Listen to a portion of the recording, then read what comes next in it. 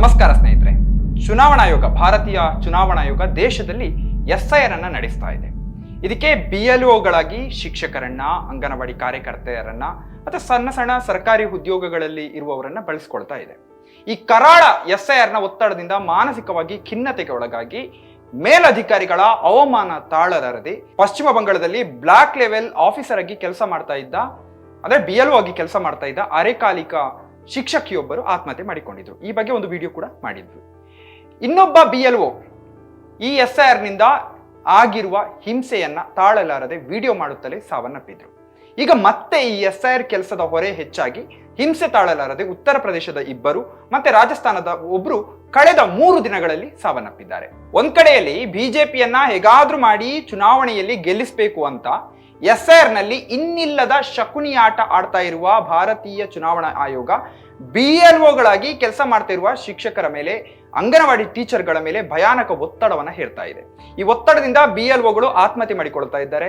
ಈ ಬಗ್ಗೆ ಮಾತಾಡೋಣ. ನಾನು ಚರಣ ಇವರ್ನಡ್. ನೀವಿನ್ನು ಪೀಪಲ್ ಟಿವಿಯ ಯೂಟ್ಯೂಬ್ ಚಾನೆಲ್ಗೆ ಸಬ್ಸ್ಕ್ರೈಬ್ ಆಗದೇ ಇದ್ದಲ್ಲಿ ಈಗಲೇ ಸಬ್ಸ್ಕ್ರೈಬ್ ಆಗಿ, ಹಾಗೆ ಬೆಲ್ಲೈಕನ್ ಒತ್ತೋದಕ್ಕೆ ಮರಿಬೇಡಿ. ನಮ್ಮ ಫೇಸ್ಬುಕ್, ಟ್ವಿಟರ್, ಇನ್ಸ್ಟಾಗ್ರಾಮ್ ಪೇಜ್ಗಳನ್ನ ಫಾಲೋ ಮಾಡೋದಕ್ಕೆ ಮರಿಬೇಡಿ.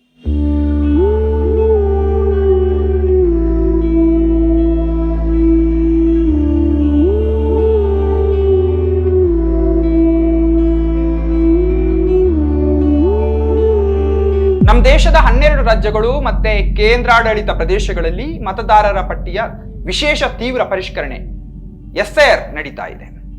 ಬಿಹಾರ ಎಲೆಕ್ಷನ್ ಟೈಮಲ್ಲಿ ಅನೇಕರ ಹೆಸರುಗಳು ಈ ಎಸ್ಐಆರ್ ನಲ್ಲಿ ಮತದಾರರ ಪಟ್ಟಿಯಿಂದ ಡಿಲೀಟ್ ಮಾಡಲಾಗಿತ್ತು. ಎಸ್ಪೆಷಲಿ ಮುಸಲ್ಮಾನರು, ದಲಿತರು ಮತ್ತೆ ಆದಿವಾಸಿಗಳ ಹೆಸರನ್ನ ಮತದಾರರ ಪಟ್ಟಿಯಿಂದ ಡಿಲೀಟ್ ಮಾಡಿದ್ದಾರೆ. ಈಗಾಗಲೇ ಎಸ್ಐಆರ್ ಬಗ್ಗೆ ನಾವು ಅರ್ಥಶಾಸ್ತ್ರಜ್ಞ, ರಾಜಕೀಯ ಚಿಂತಕ ಪರಕಾಲ ಪ್ರಭಾಕರ್ ಅವ್ರ ಜೊತೆ ಒಂದು ಸಂವಾದವನ್ನ ನಡೆಸಿ ಪೀಪಲ್ ಟಿವಿಯಲ್ಲಿ ಪ್ರಸಾರ ಮಾಡಿದ್ದೆವು. ಅವರು ಎಸ್ಐಆರ್ ಬಗ್ಗೆ ತುಂಬಾ ನೀಟಾಗಿ ವಿವರಣೆಯನ್ನು ಕೊಟ್ಟಿದ್ರು. ಎಸ್ಐಆರ್ ಅನ್ನ ಅವರು ಪೊಲಿಟಿಕಲ್ ಜಿನೋಸೈಡ್, ಅಂದ್ರೆ ರಾಜಕೀಯ ಹತ್ಯಾಕಾಂಡ ಅಂತ ಕರೆದಿದ್ರು. ಅಲ್ಲದೆ ಎಸ್ಐಆರ್ ಅನ್ನೋದು ಭಾರತವನ್ನ ಹಿಂದೂ ಪಾಕಿಸ್ತಾನ ಮಾಡುವ ಒಂದು ತಂತ್ರ ಅಂತ ಅವರು ಕರೆದಿದ್ದಾರೆ. ಈ ಎಸ್ಐಆರ್ ನಿಂದಾಗಿ ಕಳೆದ ಕೆಲವು ತಿಂಗಳಲ್ಲಿ ಅನೇಕ BLOಗಳು, ಬ್ಲಾಕ್ ಲೆವೆಲ್ ಆಫೀಸರ್ಗಳು ಸಾವನ್ನಪ್ಪಿದ್ದಾರೆ. ಗ್ರೌಂಡ್ ಲೆವೆಲ್ ನಲ್ಲಿ ಕೆಲಸ ಮಾಡುವ ಈ BLOಗಳಿಗೆ ಒತ್ತಡ ಹೇರಲಾಗ್ತಾ ಇದೆ. ಅವರು ಟಾರ್ಗೆಟ್ ಅನ್ನ ರೀಚ್ ಮಾಡದೇ ಇದ್ರೆ, ಅವರಿಗೆ ಕೊಟ್ಟಿರುವ ಟಾರ್ಗೆಟ್ ರೀಚ್ ಆಗದೇ ಇದ್ರೆ ಅವಮಾನ ಮಾಡಲಾಗ್ತಾ ಇದೆ. ಹೀಗಾಗಿ BLOಗಳು ಸಾವಿಗೆ ಶರಣಾಗ್ತಾ ಇದ್ದಾರೆ. BLOಗಳನ್ನ ಕೇವಲವಾಗಿ ಗುಲಾಮರಂತೆ ನಡೆಸಿಕೊಳ್ತಾ ಇದೆ ಚುನಾವಣಾ ಆಯೋಗ. ಈ ಬಗ್ಗೆ ಚುನಾವಣಾ ಆಯೋಗವಾಗ್ಲಿ, ಇಡೀ ಎಸ್ಐಆರ್ ಕುತಂತ್ರದ ಲಾಭವನ್ನ ಪಡಿತಾ ಇರುವ ಕೇಂದ್ರ ಬಿಜೆಪಿ ಸರ್ಕಾರವಾಗ್ಲಿ ಒಂದೇ ಒಂದು ಮಾತನ್ನ ಆಡ್ತಾ ಇಲ್ಲ. ಈ ಬಗ್ಗೆ ವಿಪಕ್ಷಗಳು ಗಟ್ಟಿ ದನಿಯಲ್ಲಿ ಟೀಕಿಸ್ತಾ ಇದ್ದಾವೆ. ಆದ್ರೆ ಚುನಾವಣಾ ಆಯೋಗಕ್ಕೆ ಕಿವಿಯೇ ಕೇಳ್ತಾ ಇಲ್ಲ, ಸ್ಪಂದಿಸುವ ಹೃದಯ ಕೂಡ ಇಲ್ಲ. ಕಳೆದ 3 ದಿನಗಳಲ್ಲಿ ಉತ್ತರ ಪ್ರದೇಶದ 2 ಮತ್ತೆ ರಾಜಸ್ಥಾನದ 1 BLOಗಳು ಸಾವನ್ನಪ್ಪಿದ್ದಾರೆ.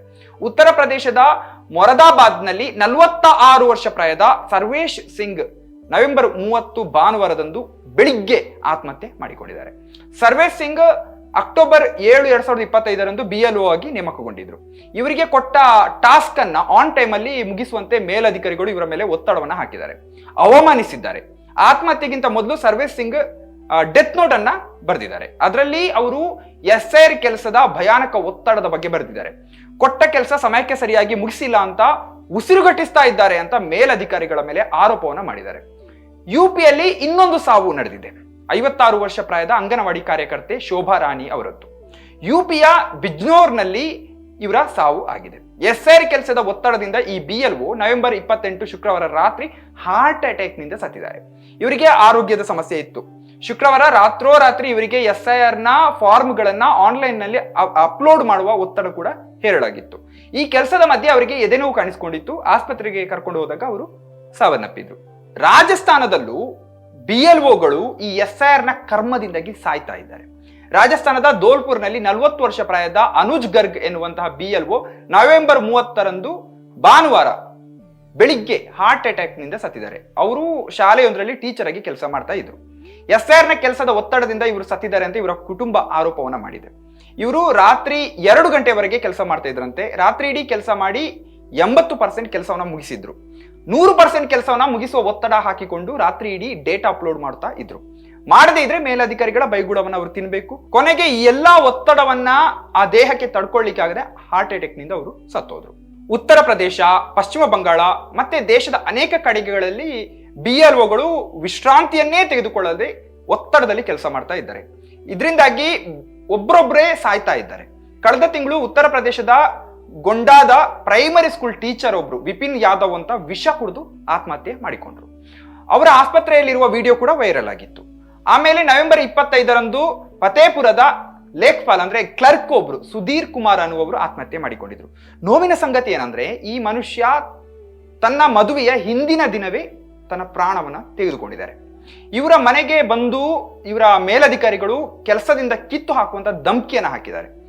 ಇತರೆ ಹಿಂದುಳಿದ ಜಾತಿಗಳ ಸಮುದಾಯಕ್ಕೆ ಸೇರಿದಂತಹ ಜನರ ಹೆಸರನ್ನ ವೋಟರ್ ಲಿಸ್ಟ್ ಇಂದ ಡಿಲೀಟ್ ಮಾಡುವ ಒತ್ತಡವನ್ನು ಇವರ ಮೇಲೆ ಹಾಕಲಾಗಿತ್ತು. ಸುಧೀರ್ ಒಬ್ರು ದಲಿತ ಸಮುದಾಯದವರಾಗಿದ್ರು. ರೋಡ್ ಸೈಡ್ ಅಲ್ಲಿ ಮೊಟ್ಟೆ ಮಾರ್ತಾ ಇದ್ರು, ನೀರಿನ ಬಾಟ್ಲಿಗಳನ್ನ ಮಾರ್ತಾ ಇದ್ರು, ನರೇಗಾದಲ್ಲಿ ಕೆಲಸವನ್ನ ಮಾಡಿದ್ರು. ಕಷ್ಟಪಟ್ಟು ಹೇಗೋ ಏನೋ ಮಾಡಿ ಹೋರಾಟವನ್ನು ನಡೆಸಿ ಅವರು ಕಂದಾಯ ಇಲಾಖೆಯಲ್ಲಿ ಕ್ಲರ್ಕ್ ಕೆಲಸವನ್ನ ದಕ್ಕಿಸಿಕೊಂಡ್ರು. ಇವರ ಮದುವೆ ಕೂಡ ಫಿಕ್ಸ್ ಆಗಿತ್ತು. ಈ ಮಧ್ಯೆ BLO ಆಗಿ ಅವರಿಗೆ ಕೆಲಸವನ್ನ ಅವರ ತಲೆ ಮೇಲೆ ಹಾಕಲಾಗಿತ್ತು. ಮದುವೆಯ ತಯಾರಿಯ ಒತ್ತಡದ ಮಧ್ಯೆ ಈ SIR ನ ಕೆಲಸಗಳು ಬೇರೆ ಅವರ ಮೇಲೆ ಒತ್ತಡವನ್ನ ಕ್ರಿಯೇಟ್ ಮಾಡಿತ್ತು. ಆನ್ ಟೈಮ್ ಕೆಲಸ ಮುಗಿಸದೇ ಇದ್ರೆ ಕೆಲಸದಿಂದ ಕಿತ್ತು ಹಾಕುವುದಾಗಿ ಅವರ ಮೇಲಧಿಕಾರಿಗಳು ಮನೆಗೆ ಪದೇ ಪದೇ ಬಂದು ಧಮಕಿಯನ್ನ ಹಾಕಿದ್ದಾರೆ. ಮದುವೆ ಕೆಲಸದ ಮಧ್ಯೆ ಇವರಿಗೆ SIR ಮೀಟಿಂಗ್ ಅಟೆಂಡ್ ಮಾಡೋದಕ್ಕೆ ಕೂಡ ಆಗಿರ್ಲಿಲ್ಲ. ಕೊನೆಗೆ ಮೇಲಧಿಕಾರಿಗಳ ಒತ್ತಡ ಅವಮಾನವನ್ನ ತಡ್ಕೊಳ್ಳಿಕ್ಕಾಗದೆ ಆತ್ಮಹತ್ಯೆ ಮಾಡ್ಕೊಂಡ್ರು. ನೇಣು ಬಿಗಿದುಕೊಂಡು ಆತ್ಮಹತ್ಯೆ ಮಾಡ್ಕೊಂಡ್ರು. ತಮ್ಮ ಸಾವಿಗೆ SDM BDA ಕೊಟ್ಟಿರುವಂತಹ ಕಿರುಕುಳವೇ ಕಾರಣ ಅಂತ ಅವರು ವಿಡಿಯೋದಲ್ಲಿ ಆರೋಪಿಸಿದ್ದಾರೆ. ಮೊಟ್ಟೆ ಮಾರಿ ನರೇಗಾದಲ್ಲಿ ಕೆಲಸ ಮಾಡಿ ಕೂಲಿ ಕೆಲಸ ಮಾಡಿ ಕೊನೆಗೆ ಕಷ್ಟಪಟ್ಟು ಕ್ಲರ್ಕ್ ಆಗಿ ಬಂದಂತಹ ದಲಿತ ಸಮುದಾಯದ ಸುಧೀರ್ ಅವರ ಸ್ವಾಭಿಮಾನಕ್ಕೆ ಎಷ್ಟು ದೊಡ್ಡ ಆಘಾತ ಆಗಿರ್ಬೋದು ಒಮ್ಮೆ ಯೋಚಿಸಿ. ಪಶ್ಚಿಮ ಬಂಗಾಳದಲ್ಲಿ 52 ವರ್ಷ ಪ್ರಾಯದ ಒಬ್ರು ಟೆಂಪ್ರವರಿ ಟೀಚರ್ ಅರೆಕಾಲಿಕ ಟೀಚರ್ ಒಬ್ರು ರಿಂಕು ತರಫ್ದಾರ್ ಅನ್ನುವರು ನವೆಂಬರ್ 22ರಂದು ಆತ್ಮಹತ್ಯೆ ಮಾಡಿಕೊಂಡಿದ್ದಾರೆ. ಅವರು BLO ಆಗಿ ಕೆಲಸ ಮಾಡ್ತಾ ಇದ್ರು. ಅವರು ಈ SIR ತನಿಖೆ ಕೊಟ್ಟಿರುವ ಮಾನಸಿಕ ಒತ್ತಡವೇ ಅಮಾನವೀಯ ಮಾನಸಿಕ ಒತ್ತಡವೇ ತನ್ನ ಸಾವಿಗೆ ಕಾರಣ ಅಂತ ಅವರು ಡೆತ್ ನೋಟ್ ನಲ್ಲಿ ಬರೆದಿದ್ದಾರೆ. ಚುನಾವಣಾ ಆಯೋಗಕ್ಕೆ ಅಂಟಿದ ರಕ್ತ, ಹೀಗೆ SIR ಸಾಲಾಗಿ ಜನರನ್ನ ಕೊಲೆ ಮಾಡ್ತಾ ಬರ್ತಾ ಇದೆ. BLOಗಳಿಗೆ ಒತ್ತಡ ಹಾಕಿ ಸೀರಿಯಲ್ ಕಿಲ್ಲಿಂಗ್ ಮಾಡ್ತಾ ಇದೆ. ಆದ್ರೆ ಚುನಾವಣಾ ಆಯೋಗ ಮಾತ್ರ ತಾನು ನಡೆಸ್ತಾ ಇರುವ ಈ ಹತ್ಯಾಕಾಂಡದ ಬಗ್ಗೆ ಒಂದೇ ಒಂದು ಮಾತನ್ನ ಆಡಿಲ್ಲ. BLOಗಳನ್ನ ಹೊಗಲಿ ಅಟ್ಟಕ್ಕೆ ಏರಿಸ್ತಾ ಇದೆ. ಯಾರೋ ಒಬ್ಬ ಡ್ಯಾನ್ಸರ್ ಮೂಲಕ BLOಗಳನ್ನ ಕುಣಿಸಿ ಡ್ಯಾನ್ಸ್ ಮಾಡಿಸಿ ನೋಡಿ BLOಗಳು ಡ್ಯಾನ್ಸ್ ಮಾಡ್ತಾ ಇದ್ದಾರೆ, ಇವರಿಗೆ ಒತ್ತಡವೇ ಇಲ್ಲ ಅಂತ X ನಲ್ಲಿ ಚುನಾವಣಾ ಆಯೋಗ ಪೋಸ್ಟ್ ಮಾಡ್ತಾ ಇದೆ. ಇದು ಕೇರಳದ ಎಲೆಕ್ಷನ್ ಕಮಿಷನ್ ನ ವಿಡಿಯೋ. ಬಹುಶಃ ಕೇರಳ ಆಗಿರೋದಕ್ಕೆ ಈ BLOಗಳ ಒತ್ತಡ ಕಡಿಮೆ ಮಾಡೋದಕ್ಕೆ ಈ ರೀತಿಯ ಚಟುವಟಿಕೆಯನ್ನ ಮಾಡಿಸ್ತಾ ಇದ್ದಾರೆ. UP ರಾಜಸ್ಥಾನದಲ್ಲಿ ಆಗಿದ್ರೆ ಈ BLOಗಳಿಗೆ ಕೆಲಸ ಮುಗಿಸಿಲ್ಲ ಅಂತ ಅವರನ್ನ ಸಾಯಿಸೋ ಮಟ್ಟಕ್ಕೆ ಹಿಂಸೆಯನ್ನ ಕೊಡ್ತಿದ್ರು ಏನು. ಆದ್ರೆ ಇದನ್ನ ತನ್ನ ಸಾಧನೆ ಅಂತ ಭಾರತೀಯ ಚುನಾವಣಾ ಆಯೋಗ X ನಲ್ಲಿ ಈ ಡ್ಯಾನ್ಸ್ ವಿಡಿಯೋಗಳನ್ನ ಪೋಸ್ಟ್ ಮಾಡ್ತಾ ಇದೆ. ಭಾನುವಾರ ಚುನಾವಣಾ ಆಯೋಗ 2 ಡ್ಯಾನ್ಸ್ ವಿಡಿಯೋಗಳನ್ನ ಬಿಡುಗಡೆ ಮಾಡಿತ್ತು. ಈ 2 ವಿಡಿಯೋಗಳು ಕೂಡ ಕೇರಳದ್ದು.